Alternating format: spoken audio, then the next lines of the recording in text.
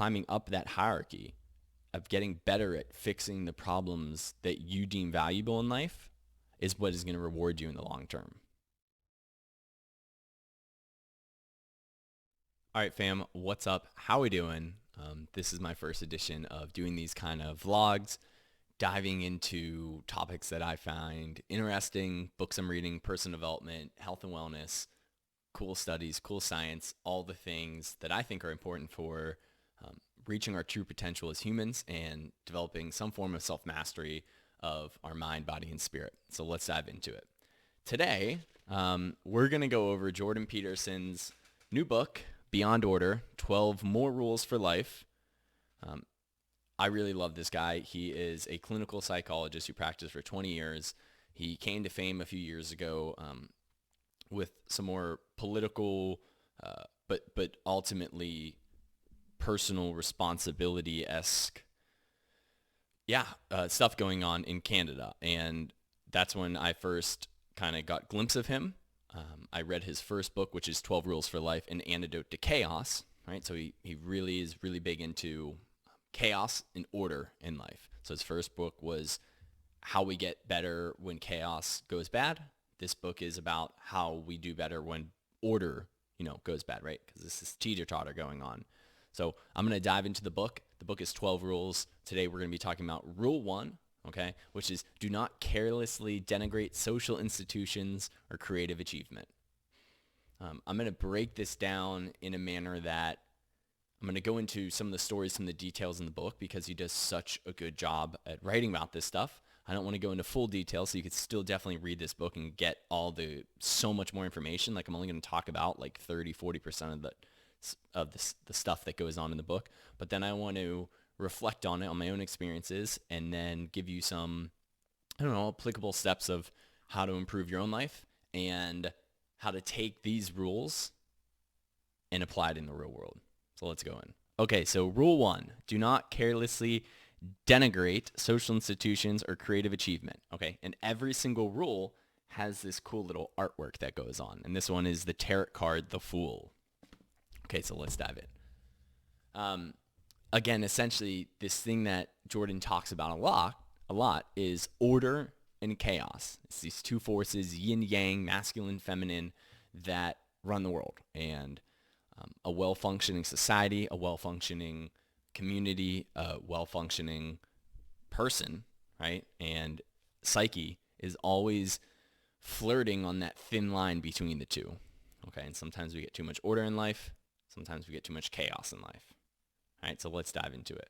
So order, right, is more of this conservative type values that creates rules and helps us implement good processes and values that have been tried and tested throughout time, that have a lot of experience in them, and that give us this formulation, these ideas that work in life. And then on the other side is chaos. This is more the kind of liberal creative side of things that determine what is out of date and then how we can improve these, this box, this order. How can we be creative about it? How can we figure out new solutions to these problems? And how can we replace the old ones that need replacing because maybe they've been corrupt or maybe they're just not efficient anymore. All right, so early in this chapter, Jordan goes on to talk about hierarchies, okay?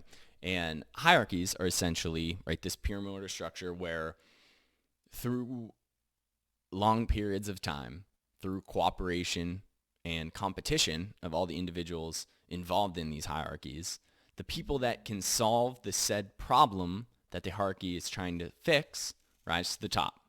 Right? Those who offer creative and new solutions, who can efficiently and effectively solve the problems that while benefiting themselves and also playing in the rules of a society and helping those involved with that problem are rewarded based on competence, not so much power, and rise to the top, right? And get rewarded based on how good they are at solving that problem.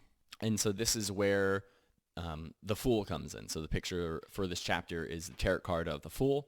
And Jordan goes into detail about how we all kind of need to start at the bottom of these hierarchies, right? And there's some utility in that. There's some value of realizing that we don't necessarily know everything, and it's hard to start at the bottom and to accept that you're at the bottom of these hierarchies, starting a new skill, starting a new job, engaging in a new educational pursuit or a new relationship, or maybe you're just starting out and getting into serious relationships, right? So we got to start at the bottom of these hierarchies, and it's often the case that we do, right? We don't jump up to the top ladder when you start a new job. No, you start at the bottom and you work your way up if you're competent in that job or solving that problem, whatever it is. It doesn't have to be related to your career, right? So much that is great starts small, ignorant and useless. That's a quote from the book.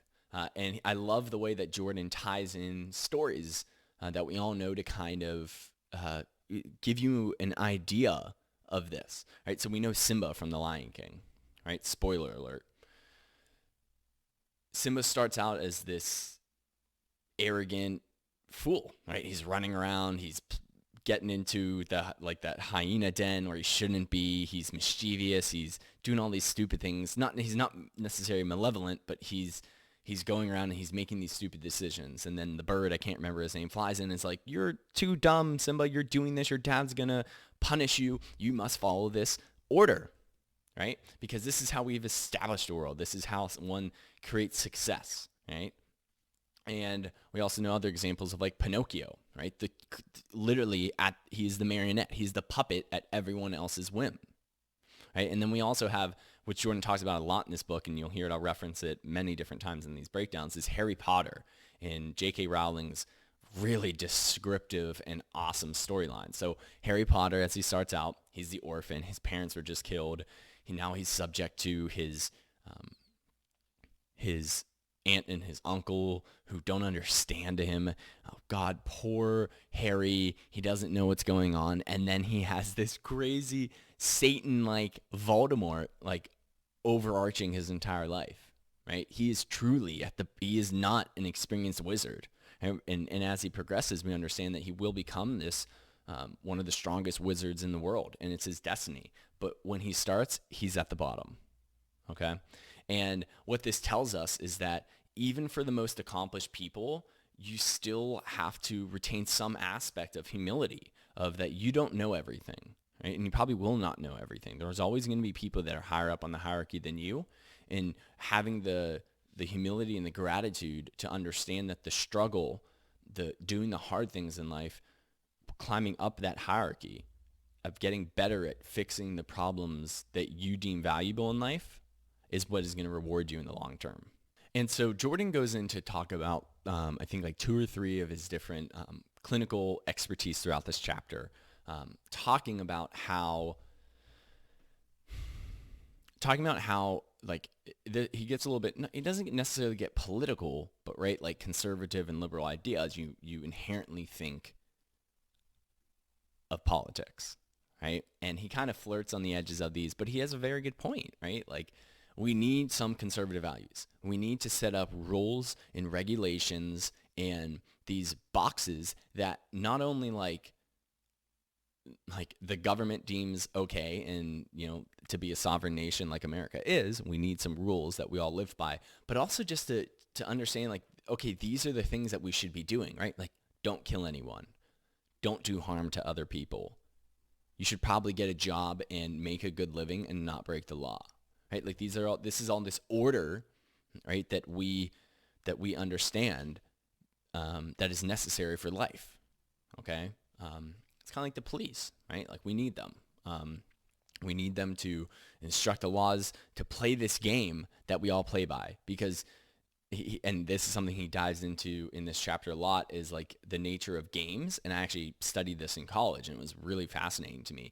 And what he talks about is like, he uses these examples of rats, and how human and rats, like they even, like, these rats embody the same relationship that humans do, of that, like, when you're playing a game, the number one goal is not to win the game. The number one goal of playing a game is to have fun and keep the other team playing, right? Like if you're the winner and you just keep beating down on these people and you keep beating them, and they never win, they're not going to want to play. And then guess what? You can't play anymore, and it's not fun. So we got to learn how to play within the rules, but also realize whenever the rules don't necessarily allow us to fix the problem or other problems that arise, sometimes we need to break the rules.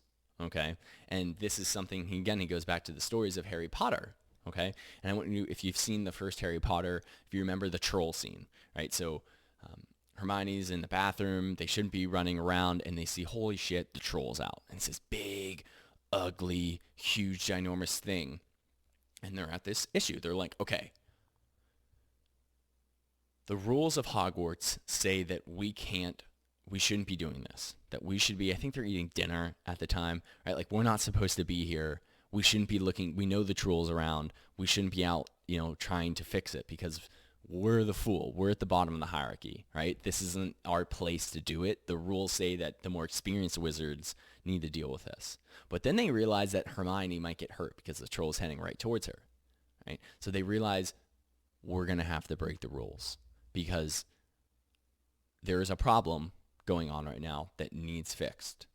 And they have the character, they know themselves well enough to say that this is okay to break the rules right now because it will serve a higher purpose than the laws and the purpose that the laws and the order is trying to create more efficiently.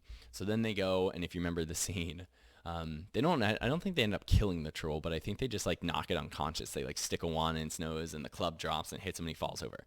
Okay. Then kind of the matriarchal figure, one of the leaders at Hogwarts, Professor McGonagall, I believe I'm saying her name right. I never read the book, so like just basing all off speak and watching the movies, right? It's that kind of the older woman with the big hat, and she's kind of like green and black. So she says, okay, Hermione, like, you shouldn't have been out here. And Hermione takes the blame. And then you see Ron and Harry, and they're like, she's taking the blame for us.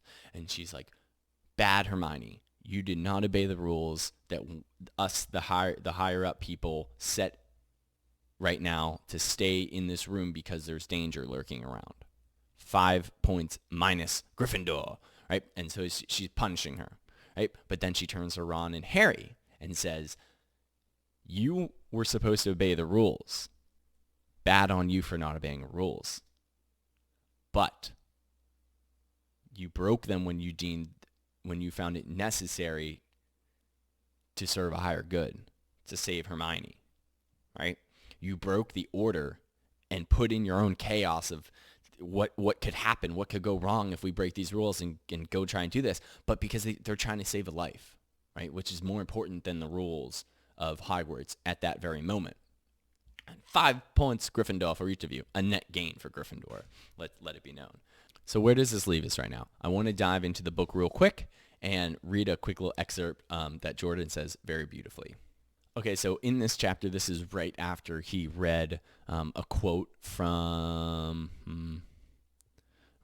a part of the New Testament right after a section of the Gospel of Luke. So he goes, again, like with these stories, some of the oldest stories are the ones that, have retained the most amount of wisdom. So he dives a lot into the Bible. And so right after this quote, he says, what does this statement mean? It sums up the meaning of Rule 1 perfectly. If you understand the rules, their necessity, their sacredness, the chaos they keep at bay, how they unite the communities that follow them, the price paid for their establishment, and the danger of breaking them, but you are willing to fully shoulder the responsibility of making an exception because you see that as serving a higher good. And if you are a person with sufficient character to manage that distinction, then you have served the Spirit rather than the mere law, and that is an elevated moral act. But if you refuse to realize the importance of the rules, you are violating an act out of self-centered convenience. Then you are appropriately and inevitably damned.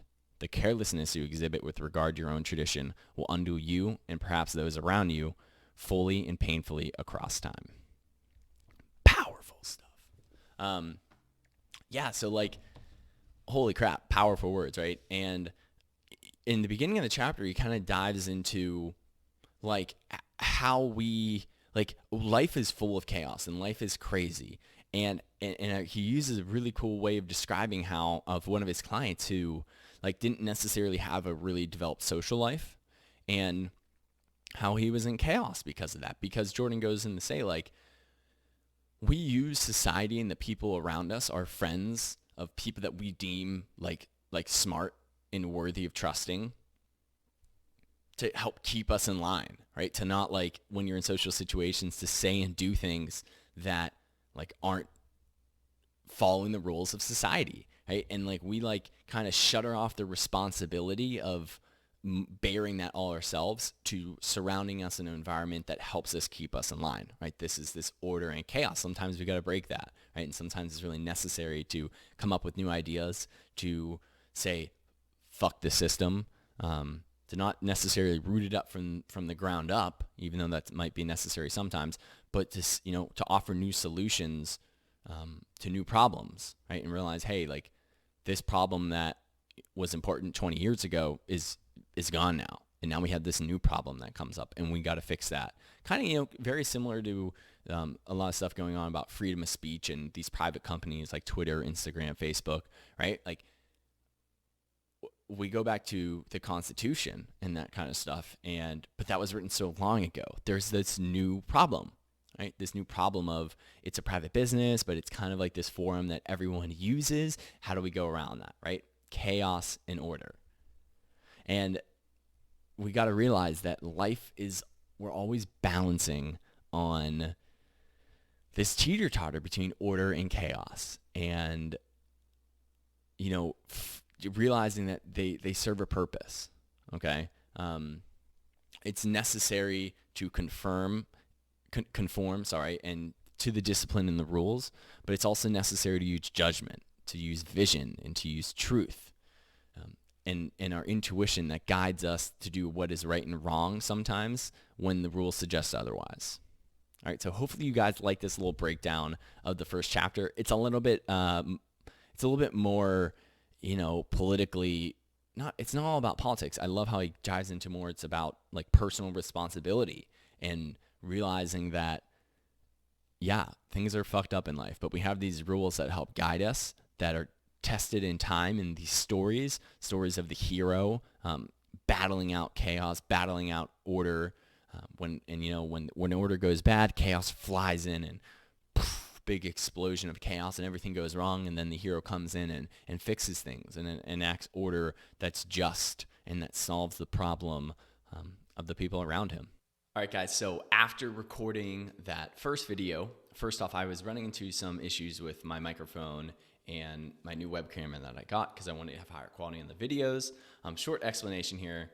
I got it working, so now I sound a lot better. And yeah, we'll do this moving forward. But after I filmed these videos, so this is maybe 2 or 3 days after I did that, I realized that I didn't necessarily get to like what I truly wanted to do. Like I wanted to talk about the chapter and do the summary and all that, but I really wanted to highlight, if it wasn't already made clear, how this can be applied in your own life and how this the chapter specifically about social institutions and creative achievement, how that applies to your own life. So let's dive into it. Okay, so social institutions could be represented as like tried and tested, lifestyle changes, things to do with mind, body, spirit, diet, exercise, sleep, circadian rhythms, mindset, things that have been used since we started writing down stuff, right? Like a lot of stuff that has to do with Eastern medicine, Chinese medicine, Ayurveda, is stuff that's been around for 2,000 plus years and that many people have found helpful, right? We could also look to traditional cultures, maybe even from the research of Weston A. Price, that went and looked at how are these traditional cultures living, they're thriving, they're doing really well. Like what has been done in the past that people have found value in, that has shown to be beneficial towards whatever goal you're trying to get, right? To be happy and healthy. I think most of us want to do that, to be fulfilled, to have a well-functioning body, a well-functioning mind for as long as possible. So like, what are those? The big ones that I think that are really important are like spending time in nature, living in accordance with the sun and the moon, meaning getting in sunlight, getting adequate vitamin D from that, going like not staying up too late consistently, right? These are things that we just always did, right? Like I was mentioning this to my younger client. For instance, like, what do you think people did 200 years ago when there weren't really lights? The only light you had was fire 200 years ago. And all time before that, let it be known. A long fucking time. You lived with the moon. You lived with the sun. And when the sun went down, guess what? You winded down because you couldn't really do much. And obviously there's exceptions to that.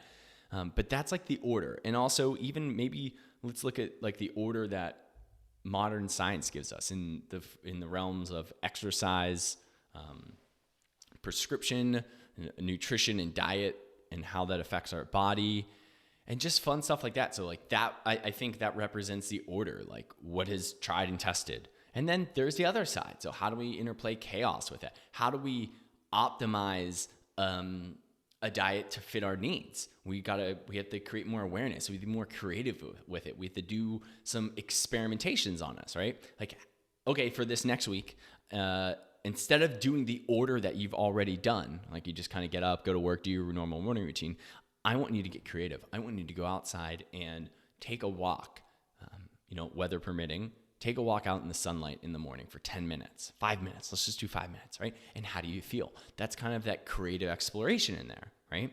Your order in your life was not to do that. Now we're getting creative and we're trying new things to see if it serves that higher good, right? I'm breaking the law of this is what I used to do and this is what I'm used to, and adding these experimentations. And that's really all that lifestyle changes really are. There's experimentations to see how you feel, how you function, and if that suits you in the long run. Something I've been doing is I did the carnivore diet for these past 2 weeks. I've had only animal products, okay? And I feel amazing. It's an experiment. Doesn't mean it's right for everyone, right? But that's that creative aspect of it. And I also thought about in exercises, right? So I have an advanced knowledge of strength and conditioning, exercise prescription, that kind of stuff. And I can write a really good program, and I do for myself often. But sometimes, I'm doing this set of rows and I'm like, man, I said I was going to do this. I could go longer. Why don't I go up a little bit and see how I feel, right? Why don't I add a drop set? So let's do 10 reps and let's drop the weight a little bit. Oh yeah, let's keep going. Okay, this is cool. Like I feel good, right? Like I'm good in this situation. Let's get creative. Let's kind of branch outside of this order. And I find that me personally, I really like that aspect of, wow, this is really good realization I just had.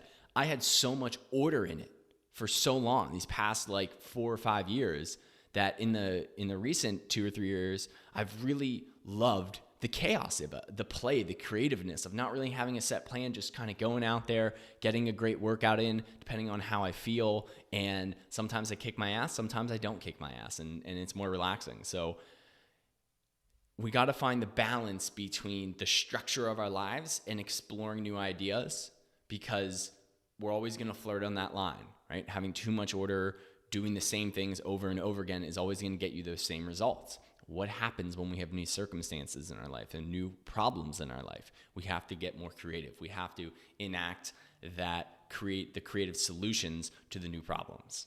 Okay, so hopefully you guys like this extra little breakdown, and hopefully the audio in this weird room isn't too bad, but I'm getting stuff fixed out, and yeah, let's finish the video, dive into it. So hopefully you guys like this little breakdown of rule 1. I'm going to be doing all the rules, and we'll talk to you soon. Thanks for watching.